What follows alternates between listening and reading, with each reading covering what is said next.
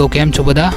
તો વિજય અને આપણે ટૂંક સમયમાં ધ સંજુ બાબા શો એ ચેનલમાં એક બેસ્ટ વિડીયો આવી રહ્યું છે. રામ ટેકરીનું ખોડિયાલ ગામનું છે, તો એને નિહાળવાનું ના ભૂલતા અને હા, આ ચેનલને સબસ્ક્રાઈબ કરવાનું ના ભૂલતા અને વિડીયોને લાઈક કરવાનું ના ભૂલતા.